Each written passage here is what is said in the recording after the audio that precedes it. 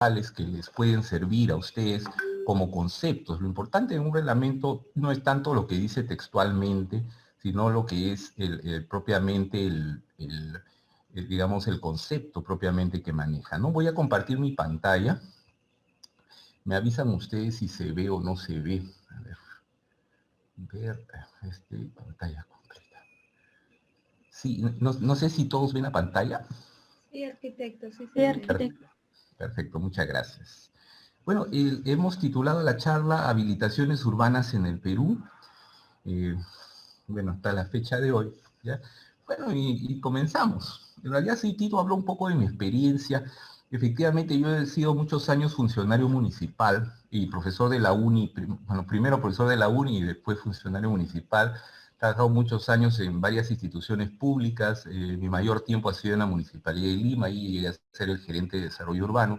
Entonces, todos estos procesos técnicos los hemos manejado desde un punto de vista real y práctico, digamos, en la Municipalidad de Lima, o sea, ¿no? Entonces, las cosas que les voy a hablar no es solamente teoría, sino yo les puedo poner ejemplos o me preguntan si quieren las cosas que no las entienden, ¿ya? Y les puedo comentar incluso las cosas que se dan en la vida real, en la práctica real, cuando se hacen habilitaciones urbanas o edificaciones, ¿no? Y que van muy vinculados pues a los procesos de planificación urbana, a la zonificación, y vamos a conversar un poquito de todos esos términos. Cualquier cosa que no se me entienda, por favor, con todo gusto me preguntan y estoy para ilustrarlos, ¿ya? Bueno, primero a ver qué es una habilitación urbana, así comienza la charla. O sea, la habilitación urbana, o también conocida como urbanización, que al final es lo mismo, ¿no? Es un proceso de convertir un terreno rústico o eriazo en urbano, ¿no? Mediante la ejecución de obras de accesibilidad, de distribución de agua y recolección de desagüe, de distribución de energía e iluminación pública, ¿no? Ahí ven unos grafiquitos, arriba ven, por ejemplo, el proceso de urbanización hace de lo rústico a lo urbanizado, digamos, ¿no? Al lado derecho está lo urbanizado, al lado izquierdo está lo rústico. En la parte baja ven unas fotos, lo que se titula terrenos rústicos o eriazos, la pampa, por ejemplo, que puede ser el desierto, o una zona agrícola, o semiagrícola, que también tiene una ocupación todavía rural, digamos, ¿no? Al lado derecho, esos terrenos se convierten en terrenos habilitados que tienen pistas, veredas, parques, casas, lotes propiamente para edificar propiamente, ¿ya? Entonces, la habilitación urbana o proceso de urbanización es ese proceso de convertir este terreno en bruto a un terreno, digamos, urbanizado, ¿no? Que permite tener títulos de propiedad propiamente o configurar la propiedad en el suelo. ¿Qué define una habilitación urbana? Una habilitación urbana define los espacios públicos y los terrenos aptos para ser edificados a través de un diseño urbano. Es decir, el diseño urbano se configura en la habilitación urbana, ¿ya? Y no solamente los define físicamente, sino también los define legalmente a nivel de títulos de propiedad. Ya aquí, por ejemplo, ven una foto o un gráfico en el cual ven las calles, ¿no? En las calles ven las veredas, las pistas, las bermas, ven el parque y ven los lotes y ven algunas construcciones, ¿no? Entonces, la habilitación urbana define ese tamaño de calles, esos tamaños de veredas, tamaños de bermas, tamaños de pistas, define el tamaño del parque, la forma del parque, y cómo se configura esa traza urbana propiamente, ¿no?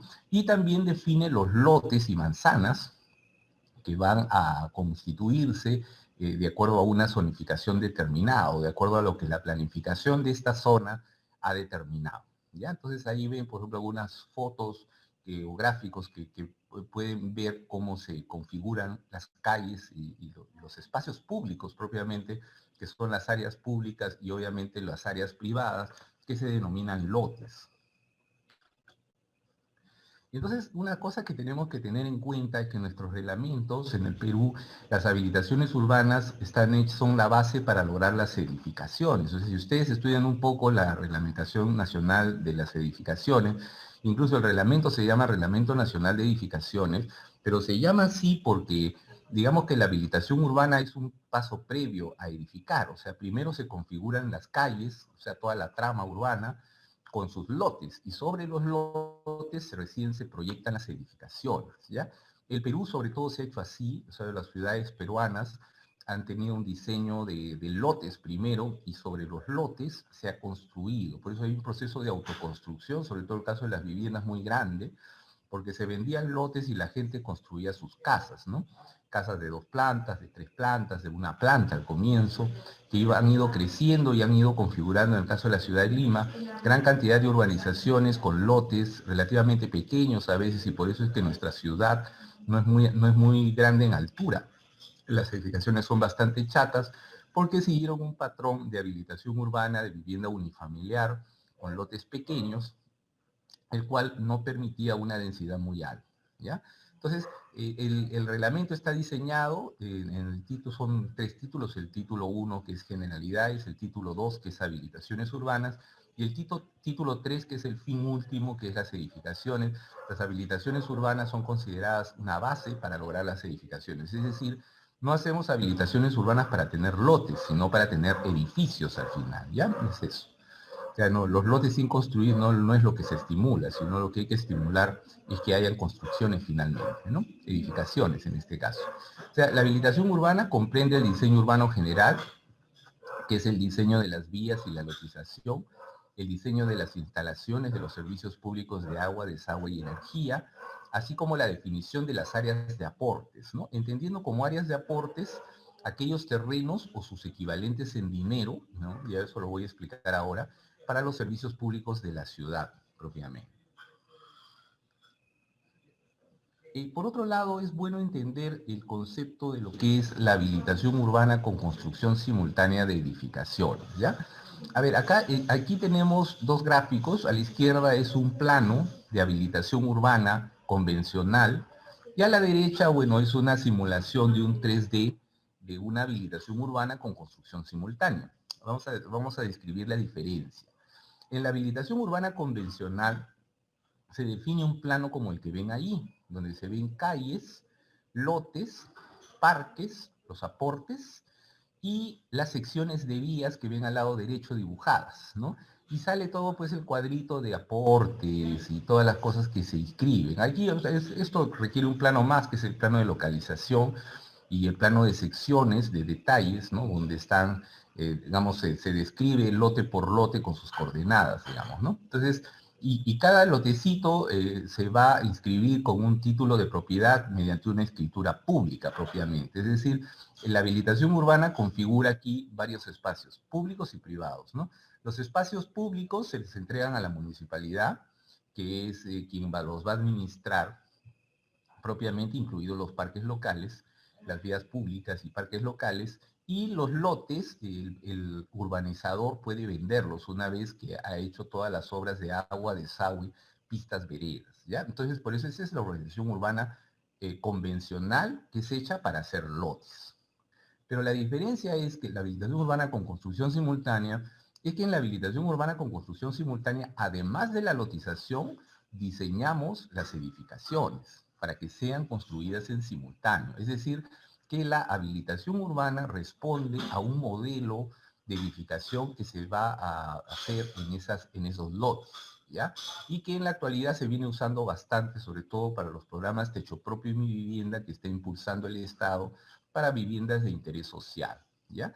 Entonces, en la habilitación urbana con construcción simultánea, definimos lotes, espacios públicos y la arquitectura general. Solo arquitectura, las instalaciones y todo eso ya se van desarrollando en la medida que sacan la licencia de construcción de los proyectos propiamente, ¿ya? Entonces, una habilitación urbana con construcción simultánea requiere 2 revisiones.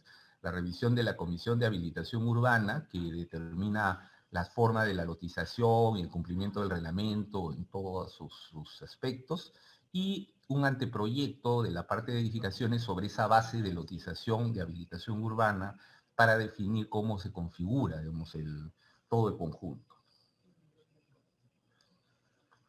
Y aquí les tocaría el tema de las habilitaciones con construcción simultánea de las viviendas de interés social, bueno, en el Perú se llaman Techo Propio y Mi Vivienda, ¿no? Y el reglamento, bueno, el Ministerio de Vivienda ha sacado un reglamento adicional que se llama el Reglamento Especial de Habilitación Urbana y Edificación, que ha aprobado a través de 3 decretos supremos, el Decreto Supremo 010, que se lo dio el 2018, fue observado por algunos alcaldes, y se modificó en el año 2019 a través de otro decreto supremo, y el 2020 nuevamente se volvió a modificar. O sea, Entonces, de la diferencia con el reglamento de edificaciones es que algunas prescripciones cambian, algunas calles son más chicas, se permite más densidad en determinadas zonificaciones, entre otros aspectos, ¿no? O sea, permite mayor aprovechamiento, digamos, de áreas privadas, de las áreas privadas sobre todo, y esa es la diferencia con el Reglamento Nacional de Edificación. En realidad debería haber un solo reglamento, pero bueno, lamentablemente el Ministerio,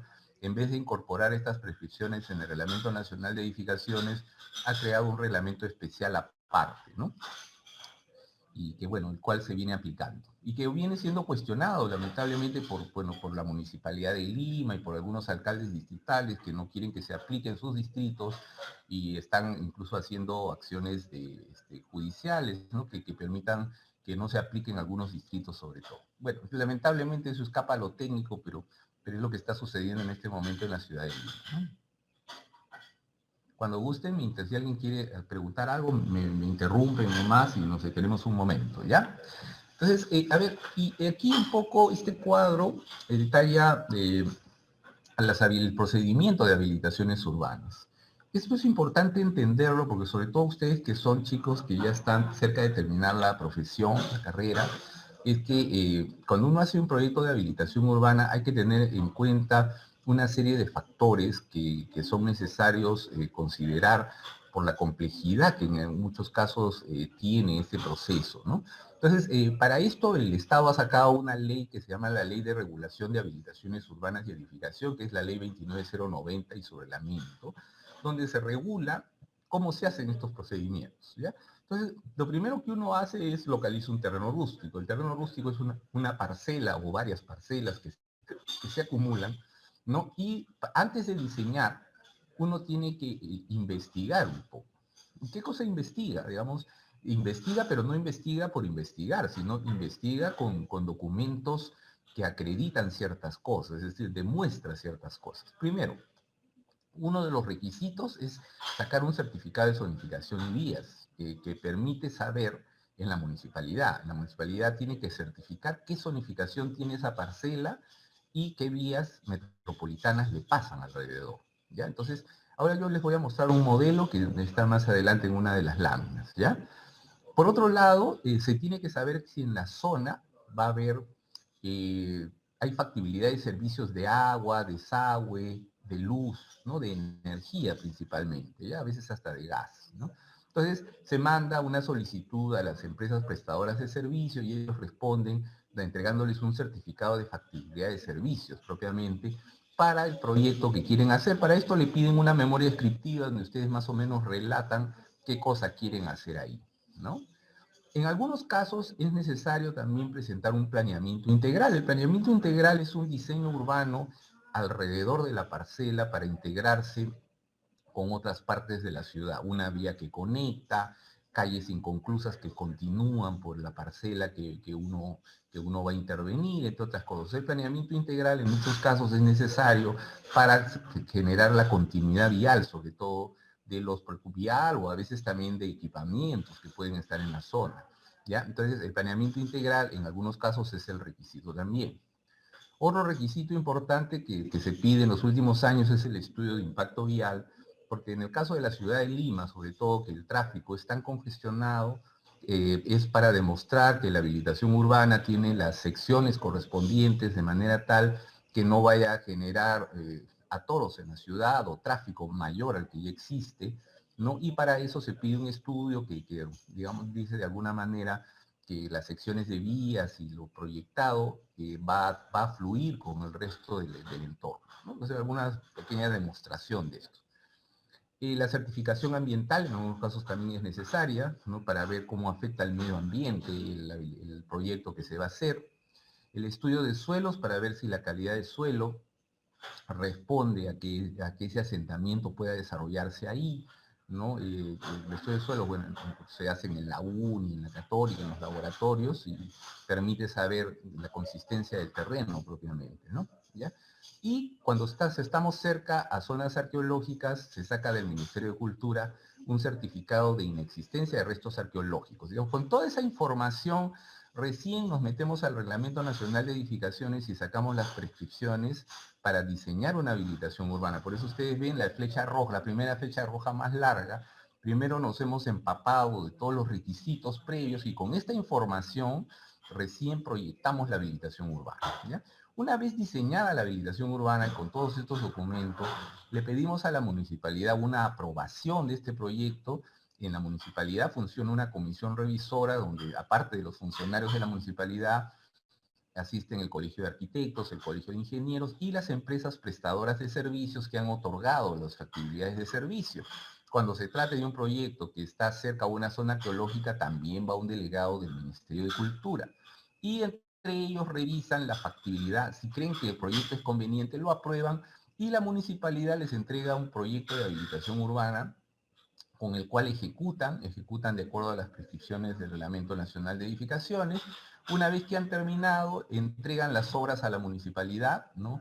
Y con las resoluciones que les da la municipalidad pueden hacer la inscripción registral para individualizar los lotes y las calles y poder ya operativizar para que la municipalidad pues pueda limpiar las calles, dar mantenimiento, pueda cobrar los impuestos prediales y los arbitrios propiamente por el recojo de basura, entre otras cosas, y los lotes se venden para poder ser edificados propiamente, ¿no? Salvo que sea una construcción simultánea. Si fuera construcción simultánea, en paralelo sacan las licencias de construcción y se construyen también en los terrenos.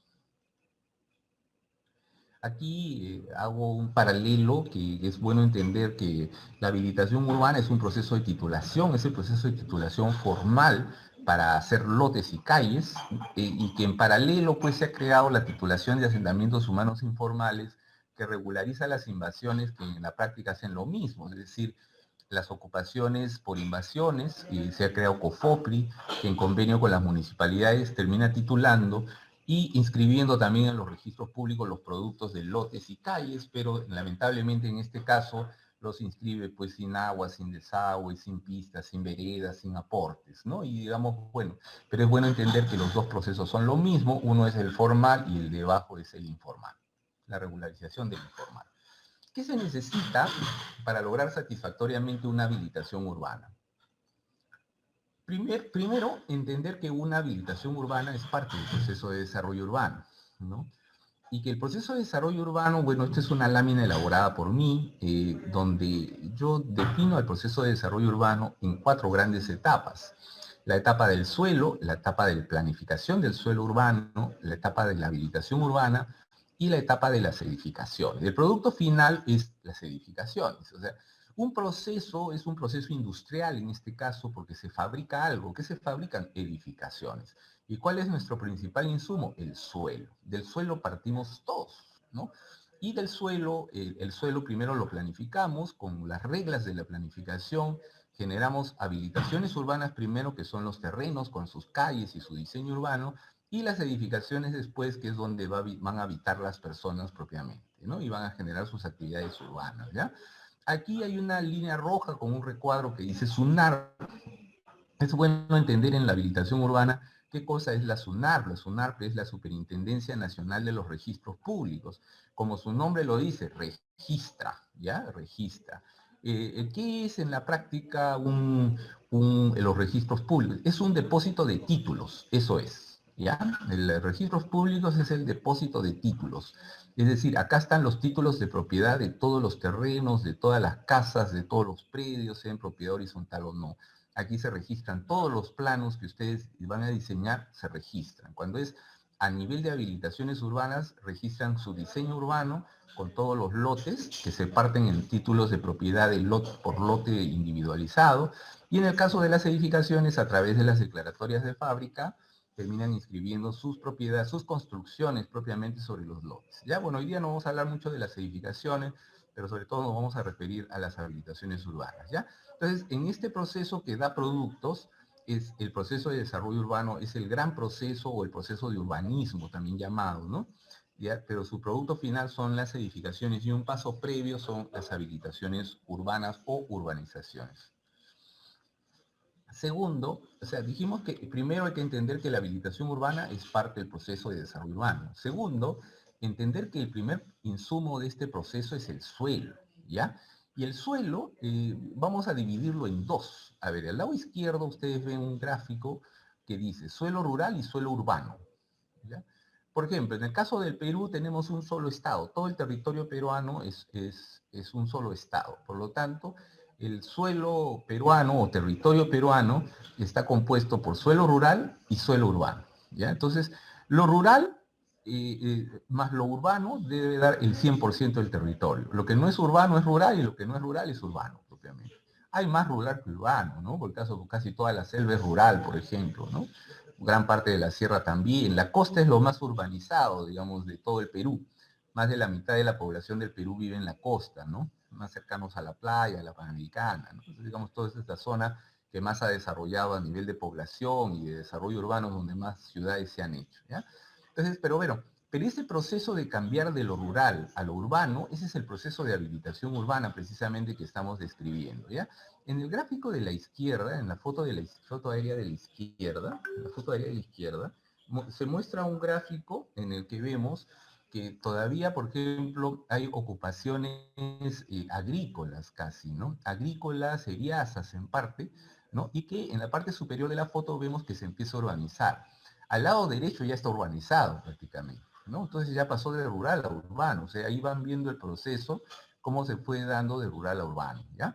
Y cuando hablamos de rural, hablamos del campo, cuando hablamos de urbano, hablamos de la ciudad, cuando hablamos de rural, hablamos de rústico, eriazo, cuando hablamos de urbano, estamos empezando a hablar de centros poblados o de lugar urbanizado propiamente, ¿ya? Entonces hay una diferencia de términos porque las condiciones van cambiando y ese cambio lo genera este proceso de urbanización propiamente. Al lado derecho, ustedes ven unas líneas amarillas y más al medio ven como unas líneas blancas. Las líneas amarillas son las parcelas. En el Perú, a diferencia en España, que es al revés, en el Perú las parcelas son parcelas rústicas. Cuando ustedes hablen de suelo rústico, delimitado, están hablando de parcelas propiamente, ¿ya? Entonces, la parcela es un terreno rústico o eriazo, ¿ya? Y cuando se habla, por ejemplo, del inventario de las parcelas, estamos hablando del catastro rural, y cuando hablamos de las vías de las parcelas, estamos hablando de caminos rurales, ¿ya? Mientras que cuando urbanizamos, ya no hablamos de parcelas, hablamos de lotes, ¿no? De lotes, ¿ya? Lotes de terreno. Entonces estamos hablando de terrenos urbanizados, y cuando inventariamos estos terrenos y todas sus construcciones, estamos hablando de un catastro urbano, y cuando hablamos de vías, ya no hablamos de caminos rurales, sino hablamos de vías urbanas propiamente. ¿Ya? Entonces, hay que entender esa diferencia porque justamente el proceso de habilitación urbana o urbanización es el que determina ese cambio de manera formal, legal, y esto se hace en la municipalidad propiamente, ¿ya?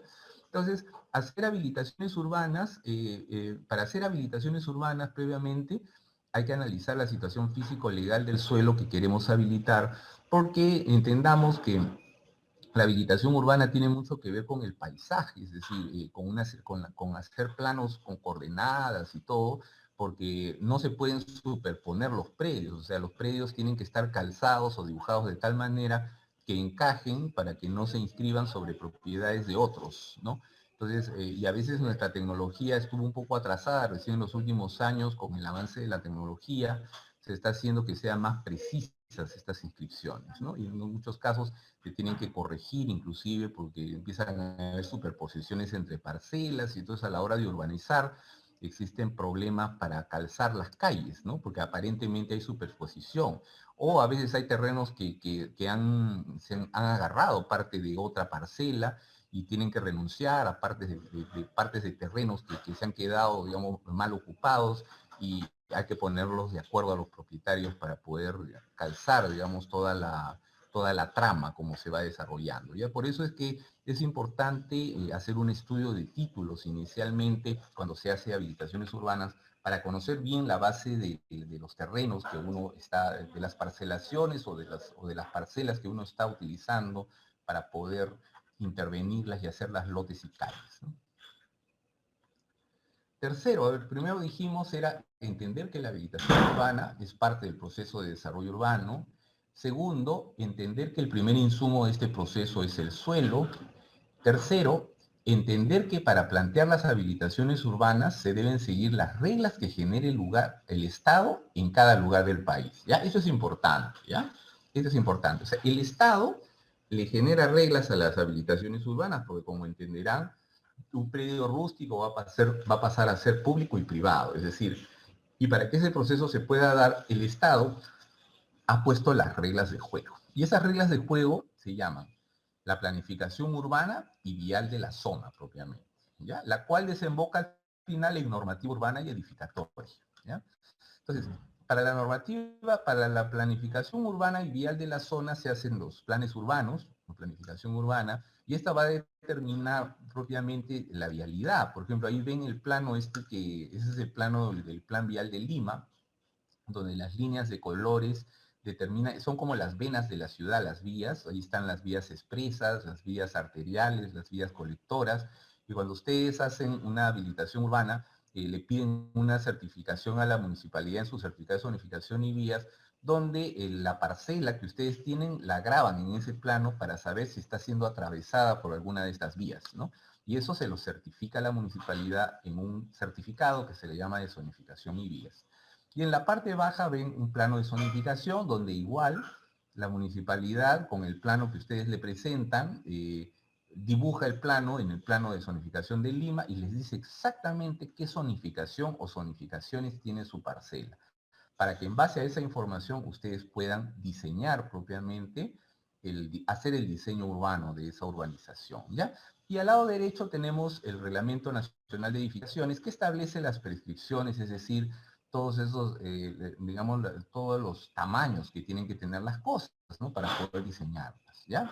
Digamos, los tamaños oficiales que permite el Perú para tener anchos de calles, anchos de avenidas, ¿no? Anchos de veredas, anchos de estacionamientos, todas las diferentes prescripciones, tamaños de pistas, entre otras cosas. Acá tenemos un modelo de certificado de zonificación y vías. Por ejemplo, aquí un arquitecto pidió este certificado y la municipalidad le certifica, por ejemplo, que la zonificación aquí es comercio zonal, ¿no? Y lo regula con qué ordenanza está dicho y le dice que cerca a su propiedad, por aquí ha dibujado, sino que aparece bien pequeñita la propiedad, creo que es este negrito que está por aquí. Y le dice que, bueno, cerca a la propiedad pasan estas vías metropolitanas, acá están las dos vías principales, y le da las secciones de esas vías para que las tenga en cuenta en su diseño, ¿no?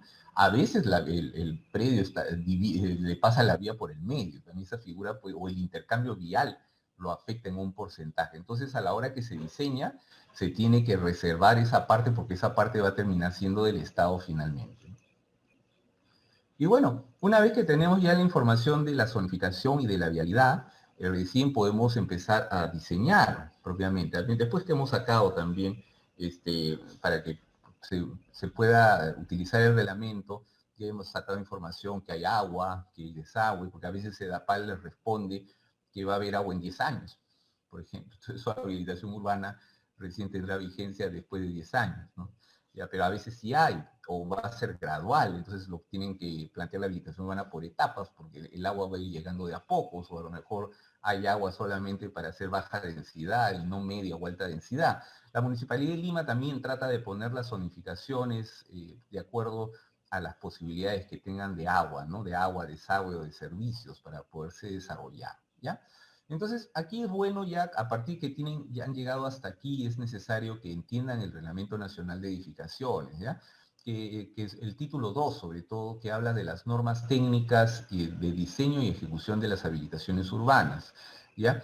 Hay que entender que la habilitación urbana define el diseño urbano de las vías y sus componentes. Cuando digo componentes, hablo de veredas, bermas, pistas, entre otras cosas, ¿ya? Y la lotización, tamaños de lotes, en otras palabras, tamaños de manzanas, los terrenos privados propiamente, cuánto por cuánto pueden tener, en qué proporción, no es que yo le pongo el tamaño que me dé la gana, ¿no? Ni la forma que me dé la gana, ¿no? Hay mínimos, hay un frente mínimo que tiene que respetar, un fondo mínimo, ¿no? Y si no, unas proporciones que hagan edificables estos lotes. Igual los terrenos para aportes también, o sea, no pueden dejar el parque, por ejemplo, en una cuchilla o un triángulo inservible, por ejemplo, porque muchos urbanizadores, por ganar dinero, prefieren dejar lo peor del terreno para el Estado. No, al contrario, la municipalidad vela a través de esa comisión que revisa estos proyectos de que tengan los tamaños debidos y que sean áreas utilizables, ¿no? por la ciudadanía, en este caso administradas por la municipalidad, ¿ya? Y también los terrenos para ser aportados al Estado, como dije, ¿no? Ahorita vamos a hablar un poquito más de eso.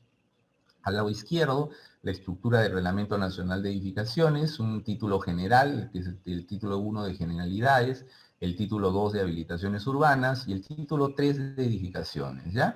Eso está diseñado así, por ejemplo, en el caso de las edificaciones, en el Perú se diseña arquitectura, estructuras sanitarias y eléctricas, es decir, la arquitectura es la que manda sobre el proyecto y los ingenieros estructurales, sanitarios y electromecánicos acompañan al arquitecto. El jefe del proyecto es el arquitecto. Algo parecido es en las habilitaciones urbanas. El diseño urbano por lo general lo hace un arquitecto, a veces puede también un ingeniero con experiencia hacerlo, el reglamento no lo prohíbe, y en base a eso los ingenieros ponen los componentes estructurales, las obras de saneamiento y las obras de energía y comunicaciones propiamente. O sea, el diseño es básicamente, es muy parecido, o sea, urbanismo, estructura, saneamiento y energía y comunicaciones, ¿no? Es muy parecido. Al lado derecho vemos los tipos de habilitaciones urbanas que se establecen para el Perú. Tenemos habilitaciones urbanas residenciales, habilitaciones urbanas comerciales, habilitaciones urbanas para usos industriales, habilitaciones urbanas para usos especiales, habilitaciones urbanas en riberas y laderas, y una que necesita a gritos Lima, que es la habilitación urbana del tipo reurbanización, que es la recomposición de la trama urbana existente mediante la reubicación o dimensionamiento de las vías. A este último es el que más énfasis voy a hacer porque es poco conocido, porque hay muy poca experiencia en nuestro país. Me ha tocado ver un poco de esto, ¿no? Y bueno, quizás les pueda servir mi experiencia para aplicarlo en sus proyectos de taller también, ¿sí? Bueno, y toca diseñar ya, pues no, esto sale del Reglamento Nacional de Edificaciones, o sea, si yo estoy planteando mi proyecto, una de las primeras cosas que tengo que definir son los tamaños de vías. El reglamento define dos tipos de vías locales principales y vías locales secundarias, ¿ya? Entonces, la habilitación urbana define las vías locales, sean principales o secundarias, que tienen que engarzarse con el plan vial donde están las vías metropolitanas, que son las vías de planeamiento propiamente, que la planificación urbana ha determinado, ¿ya?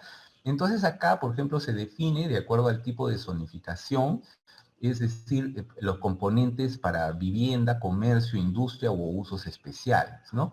Según sean vías locales principales o vías locales secundarias. Ahí, por ejemplo, ese gráfico en corte es una vía local secundaria, que como verán los recuadros, tiene dos zonificaciones. Al lado izquierdo tiene otros usos, dice, y al lado, o usos especiales, que es lo mismo, y al lado derecho tiene comercio metropolitano, ¿no?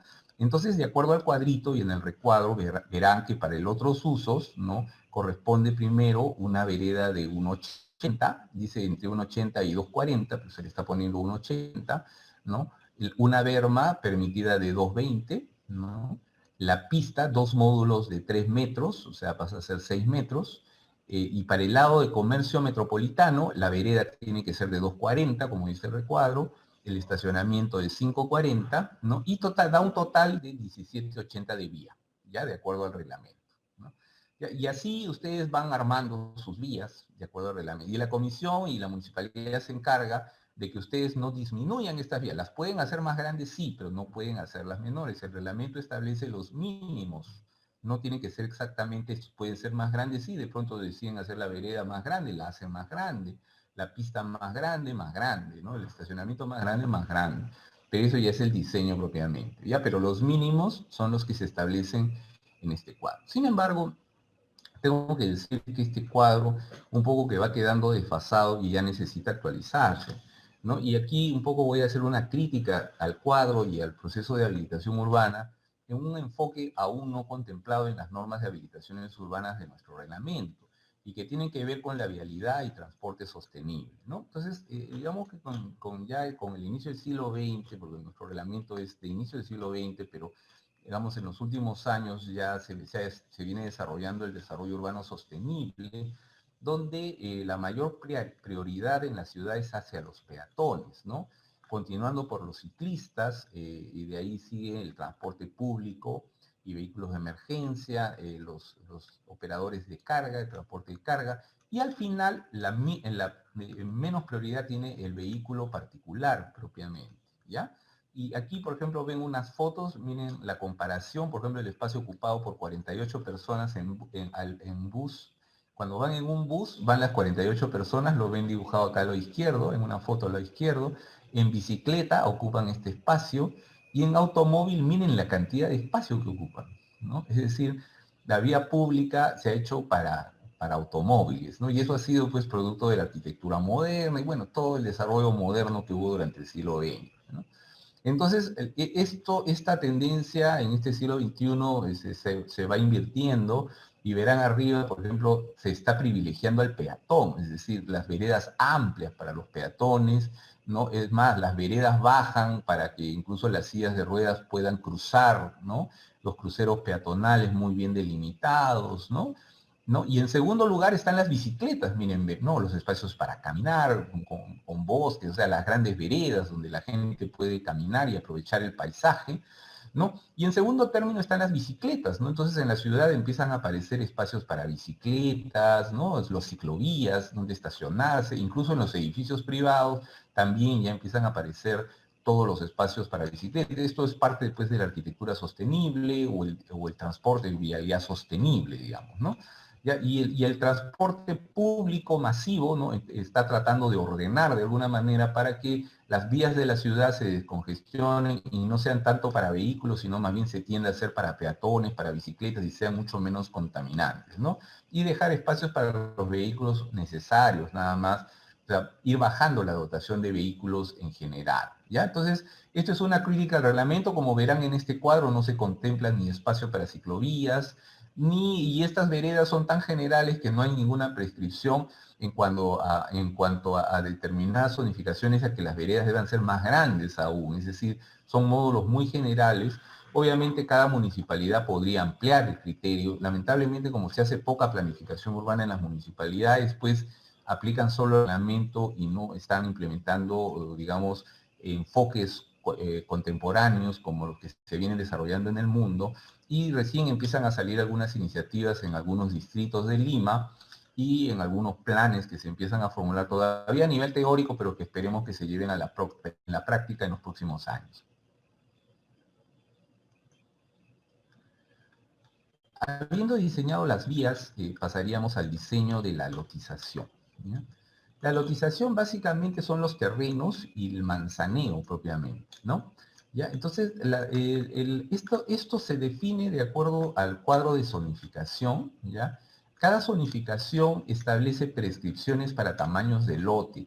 Normalmente establece un área mínima de lote según la zonificación, y un frente mínimo de lote, ¿ya? Normalmente la relación entre frente y fondo es 1:4, ¿ya? Máximo 1:5, no se puede autorizar más de esa profundidad, ¿ya? Y entonces en cada uno de los casos y define la cantidad de la forma de las edificaciones. En el caso de vivienda, ninguna lotización puede tener más de 300 metros de largo, ¿ya? En el caso de comercio, sobre todo en los grandes moles, puede tener más, siempre y cuando, pues, esté sustentado de acuerdo a los estudios viales propiamente, ¿ya? Entonces, acá define el tamaño mínimo de 90 metros cuadrados, ¿no? Y el frente mínimo del lote es 6 metros lineales, ¿ya? Esto solamente se puede alterar para el caso de vivienda en construcciones con habilitaciones urbanas con construcción simultánea, que es, en el caso de mi vivienda, corresponden al tipo 5, ¿no?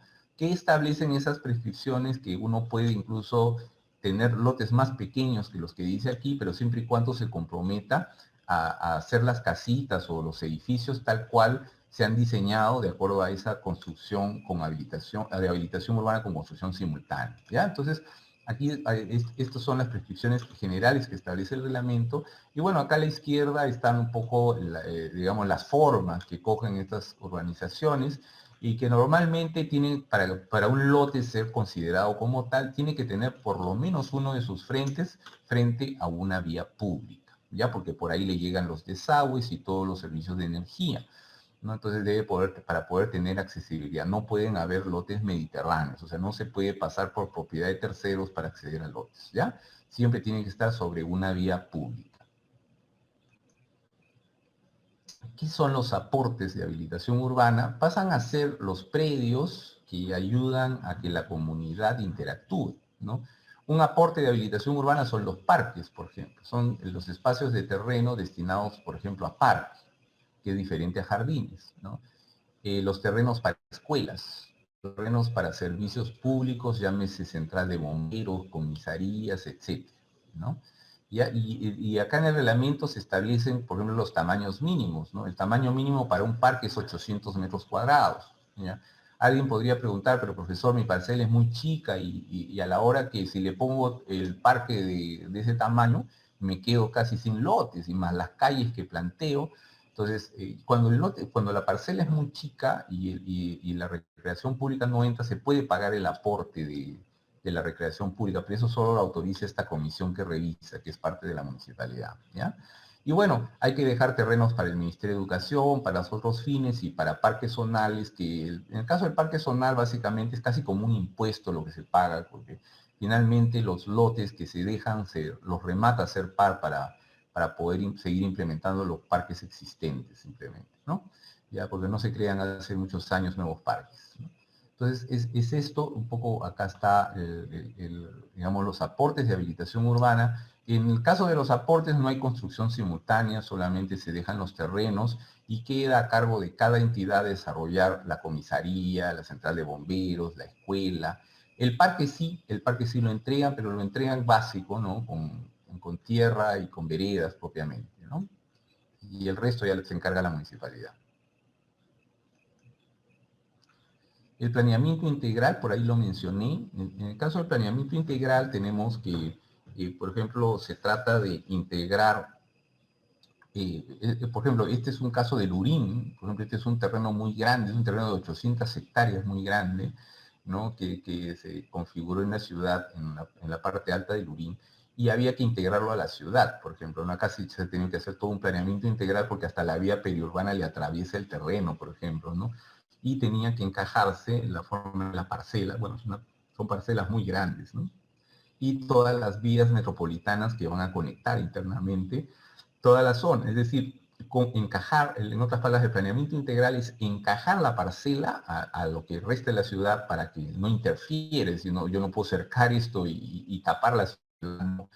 La municipalidad obliga a que esto se haga de uso público en general y las partes que no se habiliten queden pues como vegetación o queden como geografía propiamente del lugar, ¿ya? Pero digamos el planeamiento integral aplica para generar esa integración con el resto de la ciudad y además aplica, porque los terrenos sobre todo son muy grandes, para planear etapas, la etapa 1, por eso ustedes ven la urbanización, la etapa 1 de la urbanización tal, la etapa 2, la etapa 3, la etapa a veces tienen 5 o 6 etapas, según porque la inversión la van haciendo gradualmente, ¿no? Según van vendiendo también. Y les voy a hablar de la reurbanización, que quizás es algo un poco menos conocido, ¿no? Bueno, la reurbanización, como su nombre lo dice, todo lo que es rehacer, o sea, vamos a hacer de nuevo las cosas, ¿no? Hace un rato les hablé de que el proceso de desarrollo urbano, en mi opinión, tiene 4 grandes etapas: el suelo, la planificación del suelo, las habilitaciones urbanas y las edificaciones, ¿no? Pero cuando hacemos ya el proceso de reurbanización, tenemos que recomponer la trama, es decir, hay que volverla a hacer, porque ya está registrada, o sea, ya tiene título como urbanización, hay que rebautizarlo o rehacerlo. Entonces, ¿qué implica eso? Por ejemplo, acá ven una foto, por ejemplo, de una ciudad media futurista, ¿no? Donde ya no tiene nada que ver con una trama como la que podrían ver acá arriba, que era de lotes, avenidas, calles, ver más grandes, seguramente, retiros, ¿no? De pronto esto hay que desaparecerlo y hay que convertirlo en grandes edificios en medio del parque, por ejemplo, ¿no? Donde se definen nuevas áreas públicas. O sea, el proceso de la urbanización es eso, ¿no? En un extremo, digamos. Ustedes podrían desaparecer un paisaje urbano y volverlo nuevamente a hacer de una manera mucho más sofisticada. Pero ¿qué implica eso? Regresar a su raíz, es decir, volver al suelo, ¿no? Volver al suelo. O sea, lo que era lote, otra vez volverlo parcela, ¿no? Volverlo a planificar urbanamente, volverlo a urbanizar, ¿ok? Y en esa urbanización hay que replantear la lotización y vías y aportes, de ser el caso, lo más probable que sí, ¿no? Y en la planificación tienen que planificar nuevas reglas de urbanización y edificación. En el taller a muchos de ustedes les va a tocar hacer esto cuando inventan su terreno o crean su terreno porque tienen que recomponer la traza, y entonces van a tener que regresar a la parcela original o al grupo de parcelas que están interviniendo, ¿no? Que se habían convertido ya en lotes, porque acá estaban en lotes, pero esos lotes vuelven a ser parcelas, le vuelven a poner las reglas y otra vez generan el proyecto como ustedes quieran, nada más que tienen que estar claras las reglas del nuevo proyecto en todo caso, y tiene que responder a una nueva densidad, a una nueva forma de ocupación, ¿no? Van a aumentar seguramente el metro cuadrado de área verde por habitante, el edificio puede ser verde, puede no serlo, es decir, ya van a sofisticar seguramente el diseño, porque para hacer todo este proceso de urbanización, pues se requiere grandes inversiones y eso implica generar gran área de venta, sobre todo sean de viviendas, comercio, industria, lo que toque, pues desarrollar de acuerdo al tipo de proyecto que tenga, ¿ya? ¿Y qué cosa es esta reurbanización? O sea, acá hay un ejemplo, por ejemplo, esto lo hicimos cuando hicimos el modelo Havich hace como un año, de la avenida Havich, hay por ejemplo acá la avenida Havich, y que es casi tradicional en la mayoría de urbanizaciones de Lima, tienen pues lo que llamamos manzanas y lotes, la manzana A, lote 1, lote 2, lote 3, manzana B, manzana C, D, etcétera, ¿no? Con las calles tales y cada una tienen su nombre, ¿no? Y una avenida y callecitas. Esto lo podemos reconvertir a un proceso de reurbanización que significa nueva urbanización propiamente, donde esta misma área del lado izquierdo, por ejemplo, las calles, ya no hago tantas callecitas chiquitas, sino hago unas calles más grandes, ¿no? Calles muy grandes, seguramente con veredas más grandes, y en vez de tanto lotecito, pues creo pocos lotes, lotes grandes más bien. Hago más parque, este tiene bastante urbanización, pero poco parque, o nada de parque, y este genera un parque grande, y aquí puedo triplicar o cuadriplicar la cantidad de gente que vive acá, quizá más incluso, ¿no? Porque he optimizado la misma área que el lado izquierdo, pero he recompuesto la trama, ¿no? Y puedo plantearle nuevas reglas, incluso hasta de zonificación, aportes, entre otras cosas, ¿no? Ya, entonces, esto es más o menos en líneas generales, de grosso modo, lo que sería una reurbanización, ¿no? Y eso implica diseñar nuevamente las vías, por ejemplo, ¿no? Así como teníamos el reglamento de edificaciones que nos establecía los modelos de calles, acá está, uno los tiene que volver a diseñar y definir estrictamente, porque la habilitación urbana hace eso, las áreas exactas de las manzanas, los ángulos, ¿no? Las pendientes, si hubieran, los tamaños del lote, entre otras cosas, ¿ya? En la nueva reurbanización, como verán, ya el lote creció, ¿no? Las calles se reconvirtieron, o a veces pudieron también quedar muy parecidas, a veces crecieron, a veces algunas crecieron, otras no, o a veces todo se regeneró de nuevo, ¿ya? Y entonces, y vuelvo nuevamente a poner, ya ahora son ya manzana A, B, C, D, acá eran hasta la T, letra T, y manzana A, lote 1, y ya en el proceso de reurbanización, por lo general ya se estila hacer casi supermanzanas, ¿no? Que las supermanzanas son el lote y la manzana es lo mismo propiamente, ¿no? Algunas veces también se hacen lotes grandes, ¿no? Y bueno, por lo general ya se tiende a hacer la habilitación con construcción simultánea, que es diseñar tanto la urbanización como la arquitectura propiamente, ¿no? Entonces eso implica un mejor aprovechamiento del suelo propiamente, ¿no? ¿Ya?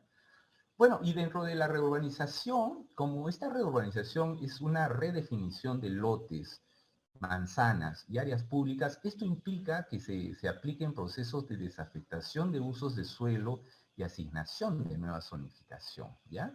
¿Esto qué significa? Significa quitar la condición de área pública o privada y asignarle o quitarle zonificación. A ver, vamos a ver un ejemplo, ¿no? Por ejemplo, acá tenemos que la zonificación era residencial de densidad media, ¿no? Ya. Entonces ustedes dirían, bueno, como voy a reurbanizar, mejor le pongo de densidad alta. No, yo les diría, mejor pónganle zonificación de reglamentación especial, donde ustedes inventan las reglas. Es decir, a lo mejor genero una parte que es una residencial de densidad muy alta, en la otra le genero residencial alta y en la otra media o media alta. Y puedo hacer como que se van escalonando los edificios o cosas por el estilo, pero eso lo establezco en las nuevas reglas de lo que estoy interviniendo. Ya, a diferencia de esta zonificación rígida, donde todos los lotes tenían la misma configuración, la misma zonificación, y estaban hechos pensados más para la autoconstrucción. Aquí no, como se puede hacer con construcción simultánea, Ustedes con los edificios mismos generan las nuevas, la imagen objetivo de los nuevos edificios pasa a ser las reglas prácticamente que en el reglamento peruano se incorporan en lo que llamamos zona de reglamentación especial, es decir, tiene reglas particulares que en el caso de ustedes que son alumnos, o sea, proyectistas, futuros urbanistas seguramente, pueden plantear, digamos, dentro de sus proyectos, pero es importante que las tengan bien sustentadas, o sea, no es el capricho ni lo arbitrario, sino lo que da condiciones de habitabilidad propiamente, que son reglas más o menos estudiadas ya, que se pueden sofisticar, pero siempre y cuando pues estén debidamente sustentadas, ¿no? Entonces, estas nuevas áreas públicas y privadas, ¿no? Generan una nueva asignación de zonificación. Pero también hay procesos de reurbanización muy simples, ¿no? Por ejemplo, imagínense que la manzana A con la manzana E la quisieran integrar, ya al lado izquierdo y quisieran, por ejemplo, que esta vía pública deje de ser pública y se constituya como parte de la manzana A y la manzana E en una sola supermanzana que le daremos una nueva denominación.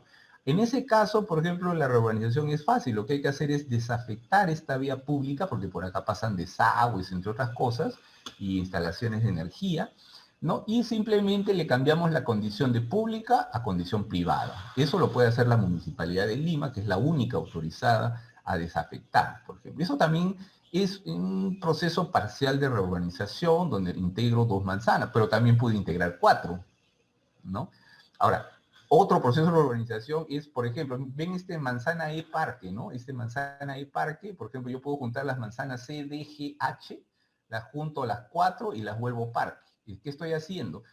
Área privada la estoy volviendo pública y área de vía pública la estoy convirtiendo en parque. ¿De acuerdo? Entonces, 4 manzanas las hice parque.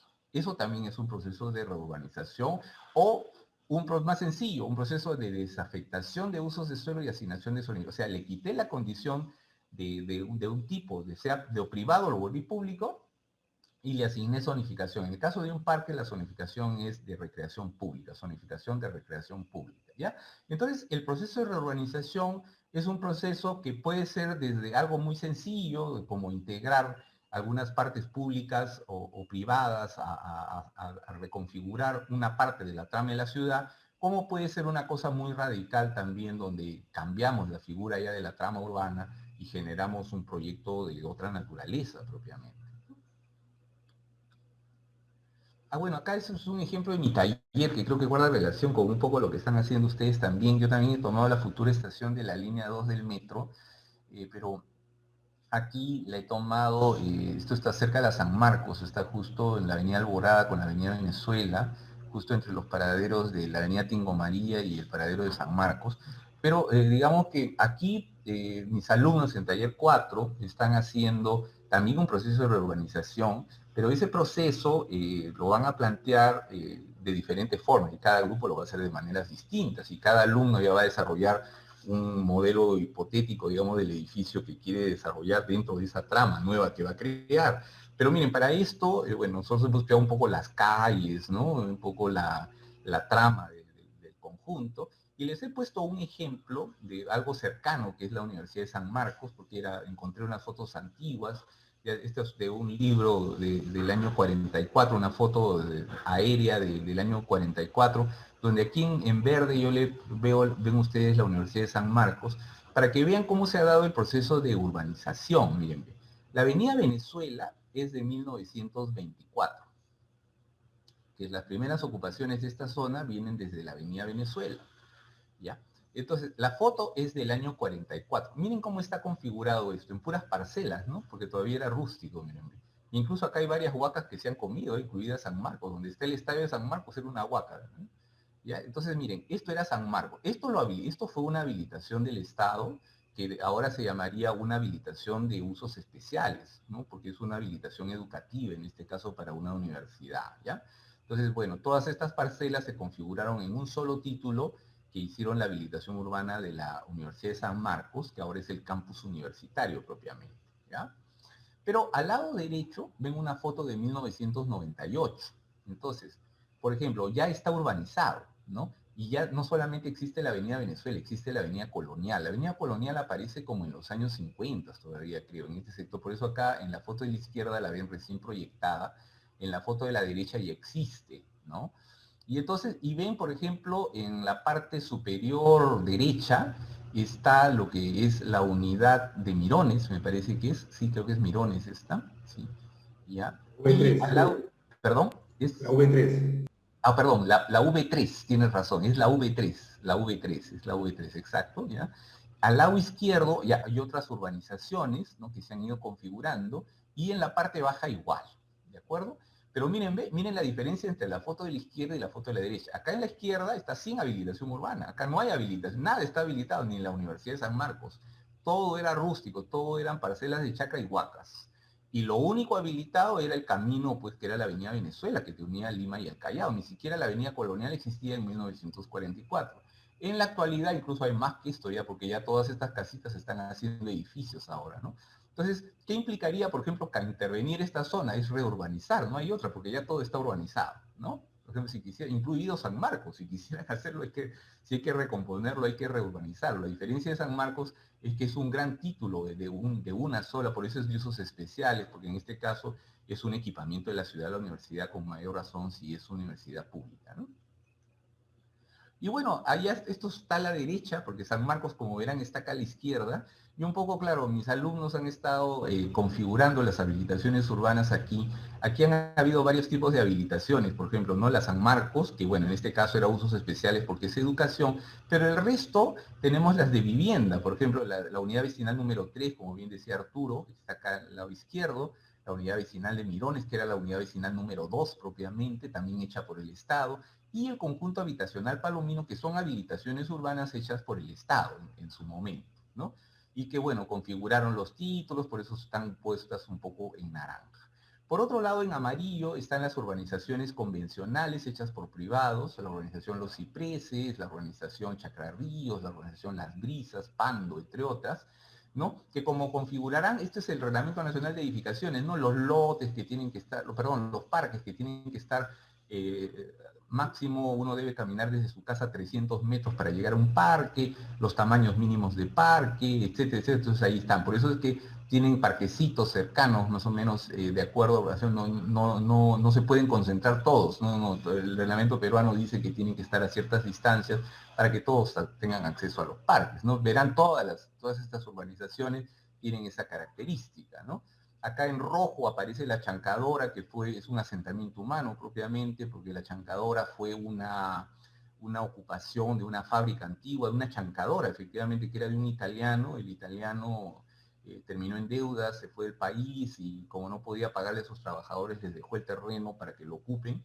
Y los trabajadores que eran informales lo ocuparon de manera informal, tuvieron familia, trajeron a sus primos, a gente que eran familiares de ellos, y al finalmente ya no se sabe quiénes eran los propietarios originales, y esto ha generado un problema. Por eso ustedes van por la zona del Coliseo Amauta y se ve un subdesarrollo urbano lleno de talleres, casas mal construidas, porque los títulos no están claros. Acá el Estado tiene que hacer una intervención para poder generar sus títulos y poder empadronar a todos. Pero bueno, es un problema de años.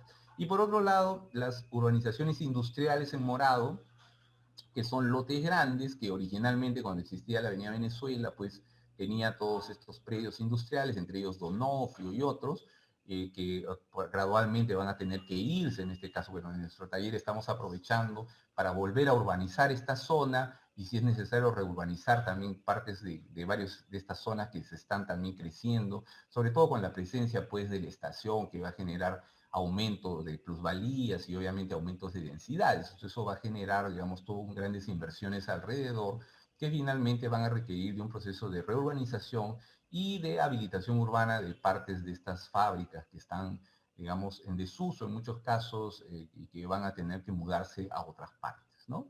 Ya eso quería ponerles como ejemplo porque ayuda un poco a entender viendo fotos.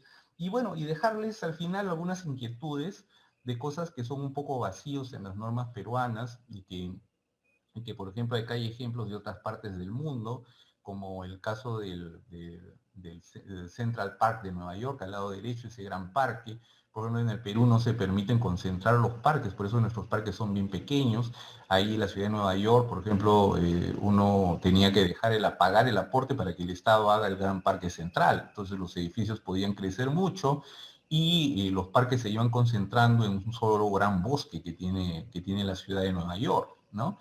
O intervenciones como en la parte derecha arriba, también, por ejemplo, donde ya en los conceptos contemporáneos los parques no están en el primer piso, los parques pueden estar en las grandes terrazas que generan los edificios altos, porque cada vez empezamos a apuntar a edificios verdes. Esos también son vacíos que tienen nuestras normas y que aún si ustedes verán las revistas van a poder ver edificios sofisticados, lo cual no quiere decir que no se puedan hacer, sino que hay que ser ingenioso para usar la reglamentación para poderlos aterrizar, ¿no? Por ejemplo, en la parte baja ven algunos edificios que, por ejemplo, el tren cruza, ¿no? Aquí ven, por ejemplo, esto está creo que en la China. El tren cruza el edificio, por ejemplo, ¿no? No había otro sitio por donde sacarlo, pero pues bueno, pero era posible. Entonces generaron servidumbres que de alguna manera permitan que el transporte público pase por el medio del edificio para no congestionar la ciudad. ¿No? O los puentes que integran edificios sobre áreas públicas, por ejemplo, ¿no? Todas estas cosas son posibles. En nuestra legislación hay que hacerlo de manera fina, porque si no es rechazado automáticamente. No quiere decir que no se puedan hacer, pero es más difícil.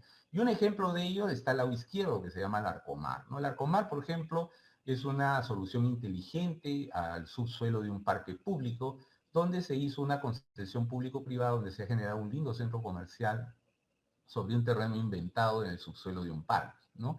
Y con una gran vista al mar, y que es un ejemplo realmente de un modelo distinto a la zonificación y al proceso de urbanización convencional, porque esto termina habilitándose con unas reglas especiales realmente, con ordenanzas particulares en una asociación público-privada, que ha generado un modelo que uno puede replicar haciendo en otras partes, y que más bien esto debería apuntar a la reglamentación futura peruana, que permita, por ejemplo, habiendo estudiado en cortes y todas las visuales que tiene hacia el mar, permite que con reglas especiales se genere, digamos, un proceso distinto que al final trajo inversiones como el Marriott u otras inversiones alrededor que han modernizado esta parte de Lima, pues, y le han dado un matiz diferente.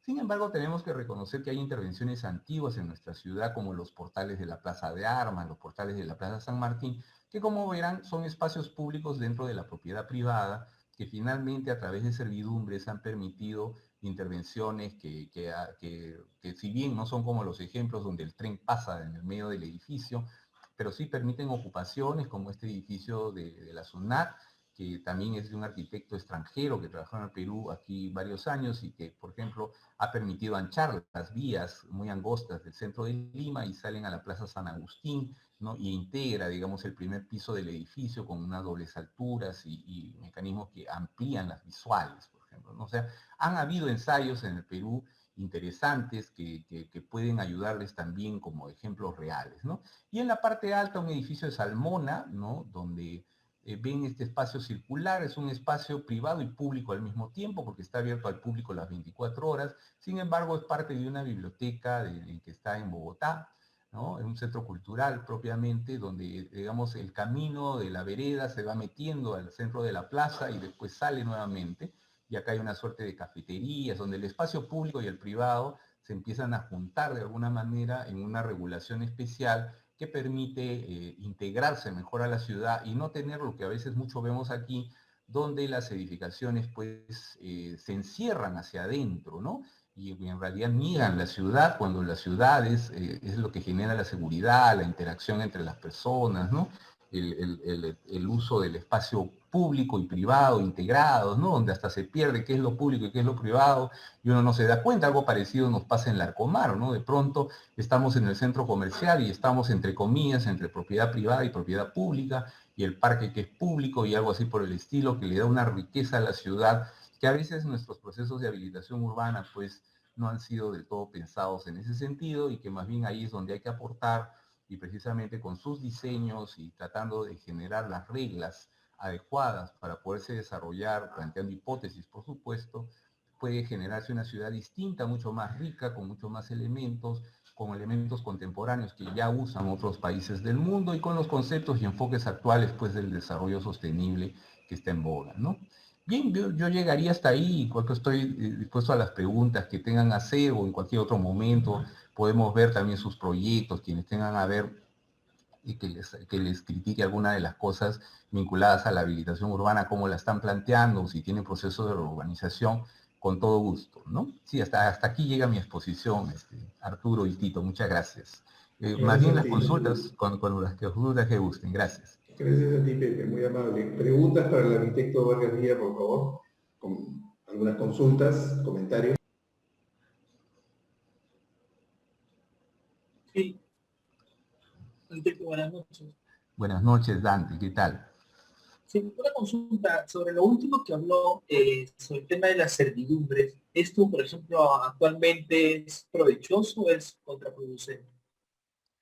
Mira, las servidumbres son cosas que pueden ser muy útiles, ¿ah? Pueden ser muy útiles porque te permiten precisamente, en el caso del Perú, sobre todo, donde nuestra legislación solamente ve zonificación y área pública, o sea, lo privado y lo público, no, la servidumbre te puede establecer lo semipúblico, por ejemplo, ¿no? Y esa es una virtud, ¿no? Por ejemplo, el edificio de Salmona que ves allá arriba, ese precisamente tiene espacios semipúblicos, ¿no? Que es una transición entre lo público y lo privado, ¿no? La servidumbre te permite eso. Por ejemplo, en el caso de los portales de la Plaza de Armas o la Plaza San Martín, eso es una servidumbre propiamente, porque date cuenta, los pisos altos son privados, pero todo ese pasaje es público, y los dueños de los edificios no podrían cercar el pasaje, eso está prohibido, porque tiene una servidumbre perpetua. Servidumbre perpetua quiere decir que nadie lo puede, se ha vuelto público, salvo que hubiera un terremoto y tirara el edificio abajo. Pero aún así, la servidumbre seguiría inscrita en los registros públicos. Por eso hablé de los títulos, ¿no? O sea, la servidumbre es un título que inscribes en este caso, o sea, le grabas a esas propiedades, porque en el caso de la Plaza San Martín son varios edificios que se han integrado con esos portales, y le grabas a la propiedad que eso solamente lo puede ocupar un área pública que administre el Estado, es decir, el Estado es el que libera eso, ¿no? Y el proyecto se ha aprobado así, por lo tanto eso no se puede cambiar, ¿no? Y genera situaciones interesantes en la ciudad, y mientras no haya una legislación de suelo, sobre suelo, subsuelo, que lo regule de otra manera, la servidumbre es una buena posibilidad para lograr ese tipo de soluciones, ¿no?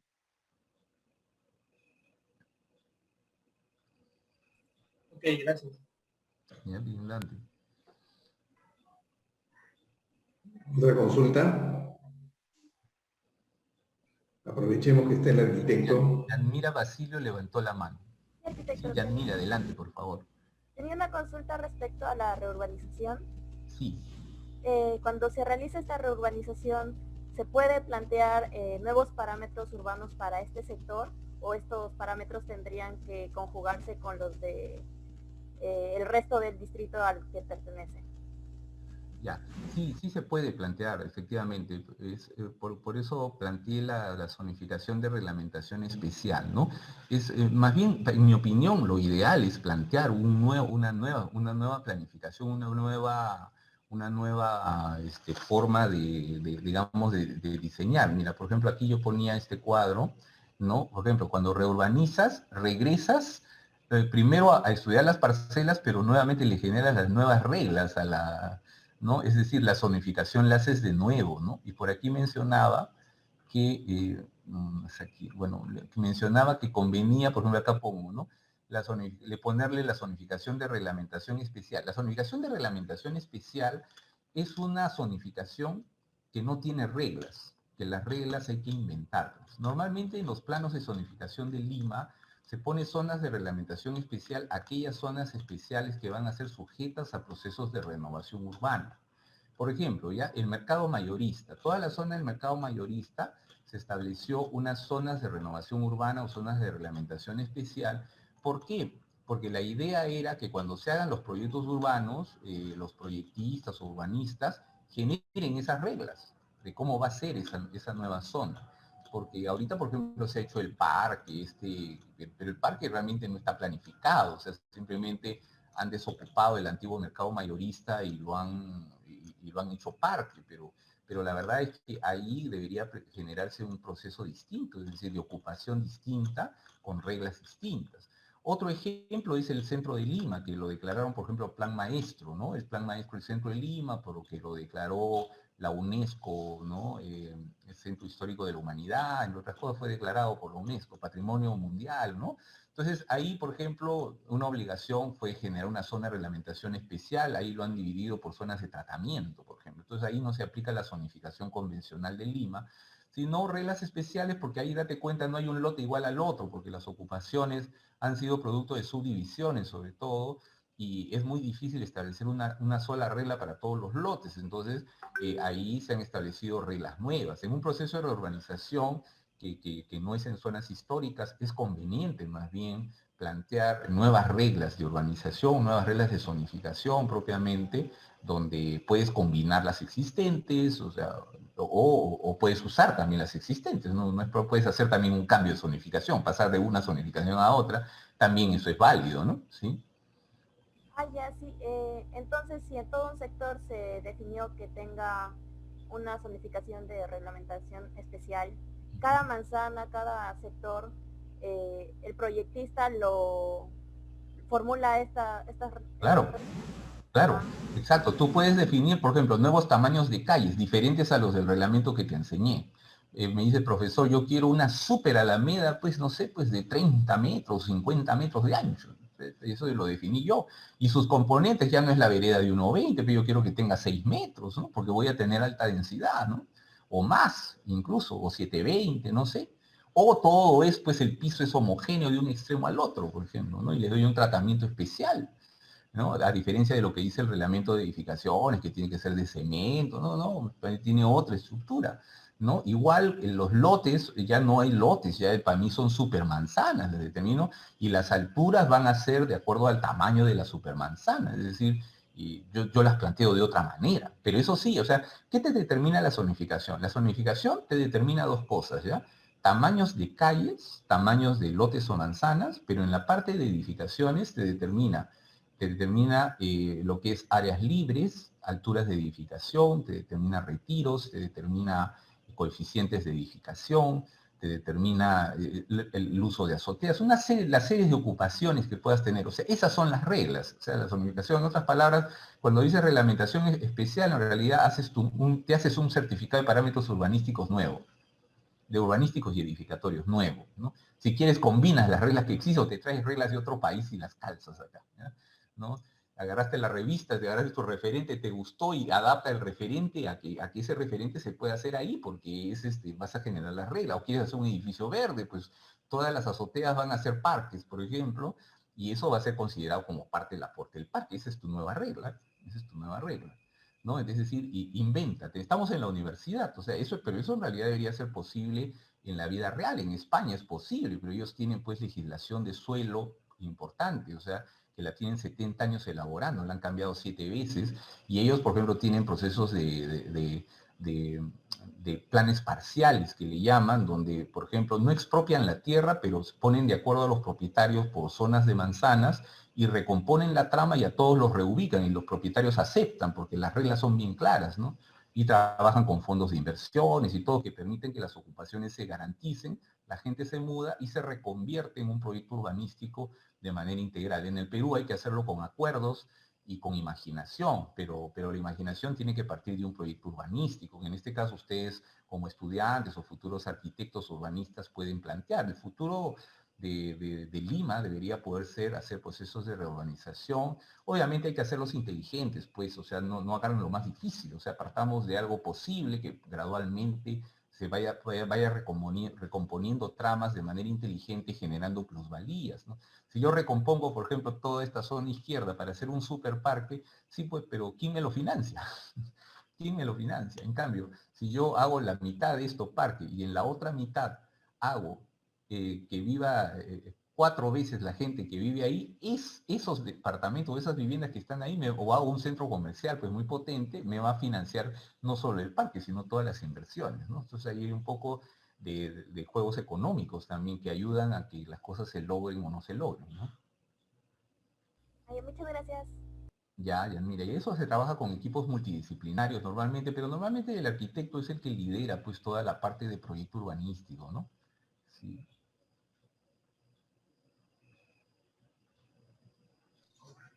Bien, ¿alguna otra pregunta?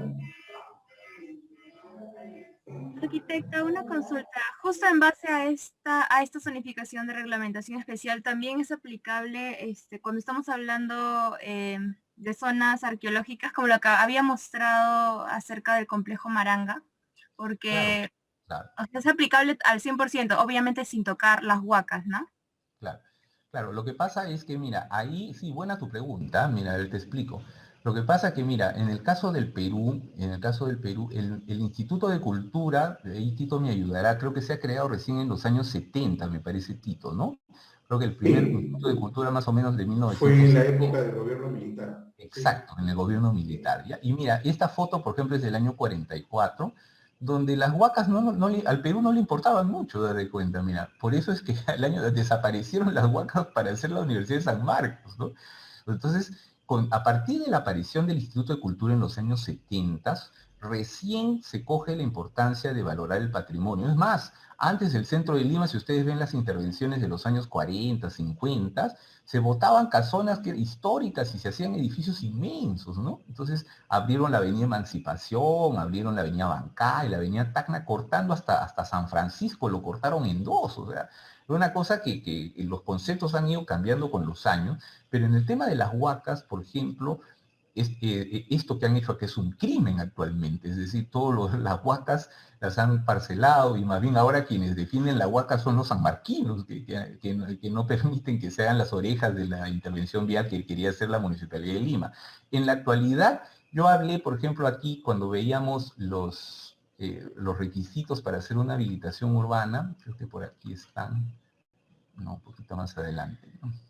Los requisitos para habilitación urbana, porque una de las cosas que se pide es el certificado de inexistencia de restos arqueológicos. No sé qué pasó, estaba por aquí. O sea, es uno de los requisitos que se pide para hacer habilitación urbana, ¿ya? Espérate, aquí te lo encuentro. Aquí. Mira, ve, dentro de los requisitos tú sacas tu certificado de zonificación y vías, que en este caso, si tú le has puesto reglamentación especial, hiciste que la municipalidad, y después que hiciste tu proyecto urbano, ya te grabaron esa zonificación, ¿ya? Pero para haber hecho eso, tú tienes que haber sacado un certificado de inexistencia de restos arqueológicos. ¿Qué te dice ese certificado? Te delimita la zona arqueológica y sus áreas de influencia. Es decir, el Ministerio de Cultura te tiene que dar un planito donde la parte que no puedes tocar para urbanizar. O sea, tú urbanizas todo eso, lo que el Ministerio de Cultura no te deja hacer, no lo puedes tocar.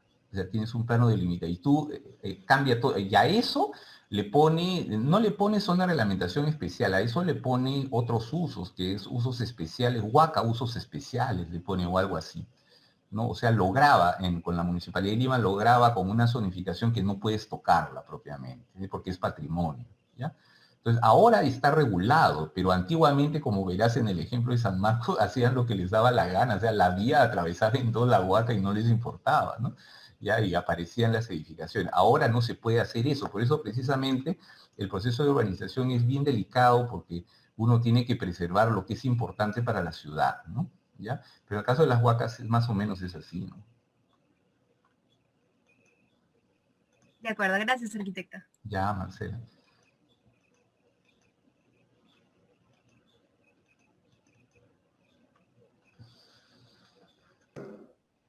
Bien, ¿alguna otra pregunta?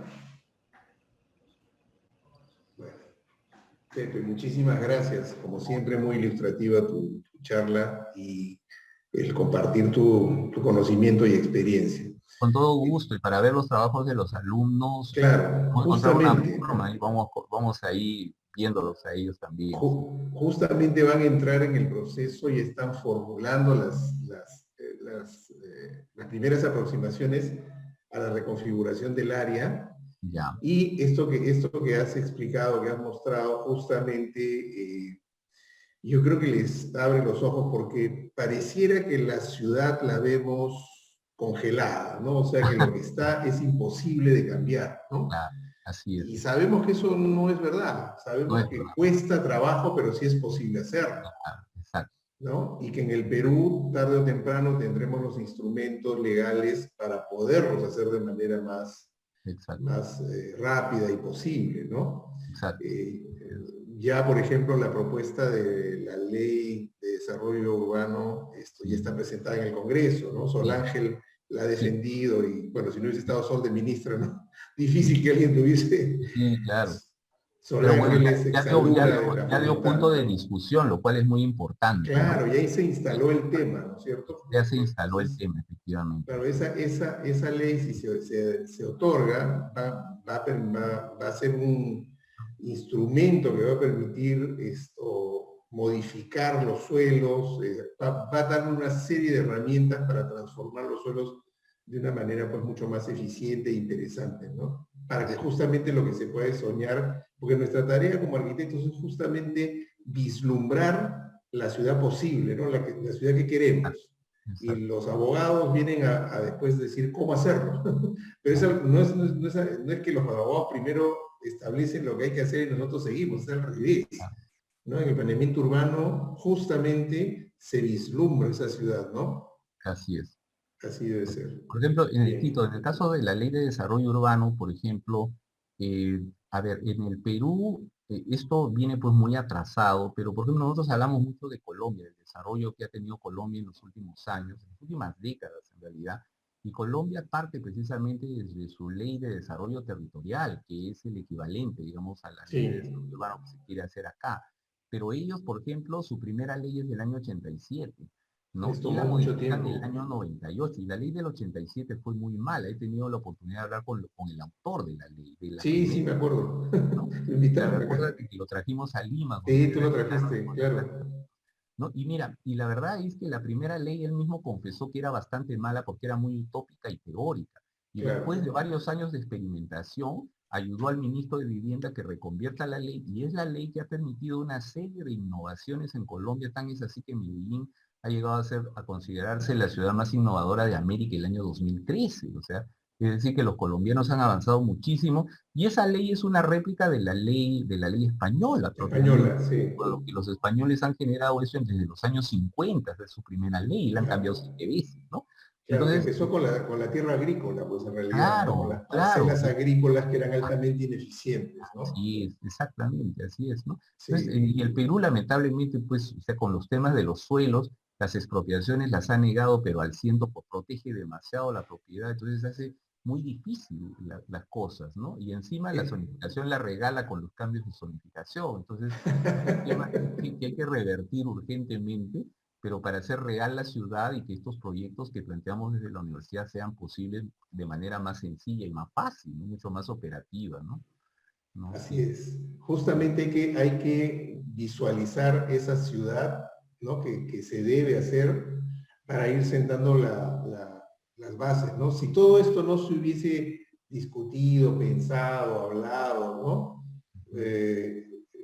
Sol no hubiese presentado, Sol es producto de la UNI, sí, Sol Ángel Fernández, que es la ministra de pues Vivienda. claro, así fue, claro. Fue nuestra alumna, brillante, por cierto, estuvo después en Oxford, yo la presenté en Oxford para su maestría, después siguió su segunda maestría en Cambridge. Y claro, Sol se ha nutrido de todas estas ideas y y ella por supuesto ha desarrollado mucho más con mucha gente de su generación y posteriores, y ahora pues está en un cargo político que le permite poder elevar esto como propuesta, ¿no? Y tú desde el colegio también hiciste bastante trabajo de discusión sobre estos temas, ¿no? O sea, de eso se trata, las cosas no cambian de un día para otro, ¿no? Toman tiempo. Y Pero toca a nuestros bueno, alumnos continuar la tarea, ¿no? Y por eso para ellos lo van a eso hacer, lo van a hacer. seguro. Ustedes son los que van a hacer. Nosotros ya estamos, yo al menos No, pensando en sí, estamos ya retirarme. avanzados. Sí. Así es. Pero bueno, oye Pepe, muchas gracias. Ha No, sido con muy todo amable como siempre y gusto. seguimos en contacto y te Claro vamos que sí. avisando para Claro que que sí, me van le des avisando. opinión a los Los tiempos chicos. son limitados por el taller 4, pero Yo con todo sé, yo gusto nos sé. vamos programando, me das un poco de Ya, atentos y ahí yo los voy viendo también para irlos formando en el tema bueno, el tema general, pues, del urbanismo, ¿no? Con todo gusto, sí. perfecto. No, Oye, muchas gracias a gracias. ustedes, gracias a ustedes. Muchas gracias a todos chicos, que tengan buen fin de semana. Nos Buen vemos el fin de día semana. lunes. Gracias. Cuídense, adiós.